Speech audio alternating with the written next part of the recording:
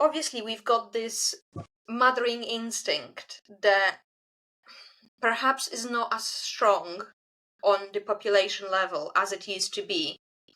And part of it you mentioned is actually down to the way that we were raised, down to the blueprint that we were passed through our families. Yeah. But you can't also look outside into the culture, into the way that we've got policies structured, especially you guys in the States, and think that the entire world doesn't seem to be completely anti-natalist at this moment in time. So what's happening everywhere? Because it seems to be that the culture and the politics also don't really care much about mothering and perhaps giving the young kids the best start in life. They talk the talk, but there is no walk behind that talk.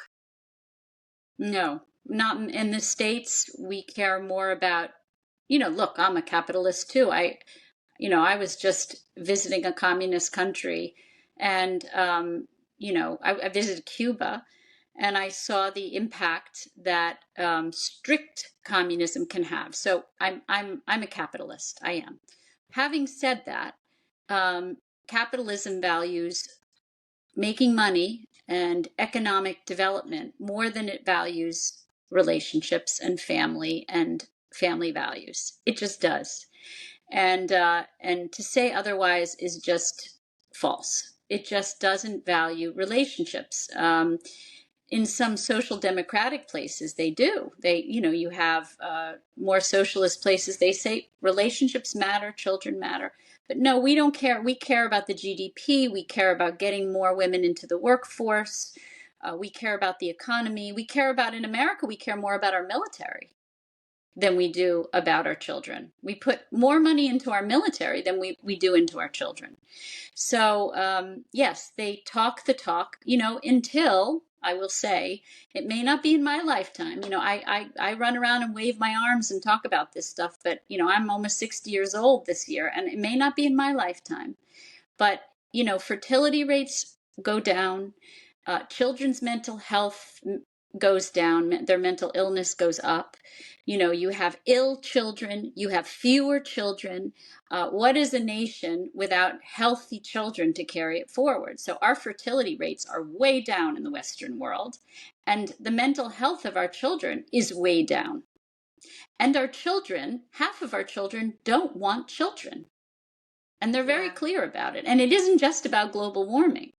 It's that we've made having children, from a PR perspective and from a support perspective, into drudgery, into an obligation, into who wants to do that? My parents hated that. Why would I want to do that? In the old days, we wanted to do it because we saw that our grandmothers loved it and our mothers loved it and our fathers loved it and our fathers supported our mothers and our grandmothers. And, it was the most important thing in people's lives. Now it's an accessory. Now it's a scarf or a belt or a pocketbook. And you can have it or not have it. And if you get it, you put it in a closet and you close the door and you don't worry about it. And, kind of like that. It's not really, I hate to say in the old days were not such good old days, so let's just put it straight. We, health-wise but from the perspective, and, women didn't have rights. And so we don't want to go back to the old days. It's not like the good old days. We want to move forward in time and take what we've learned and make things better.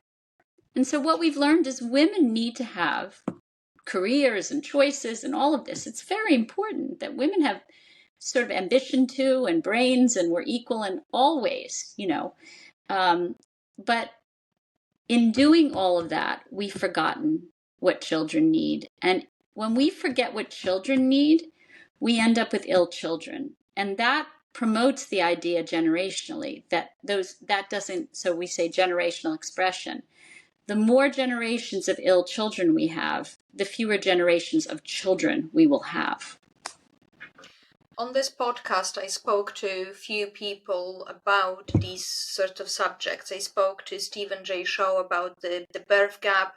Then I spoke to Katie Faust as well about children's rights and essentially prioritizing men's rights. And what's been really interesting to observe is on YouTube comments, I don't get any negative comments from men whatsoever. The most vile, and there was not many, but there was few, really vitriol comments about how dare I talk about women not having children. And it's like, someone has to talk about it. Like, Somebody has to say it. Nobody is forcing women to have children. But Yeah.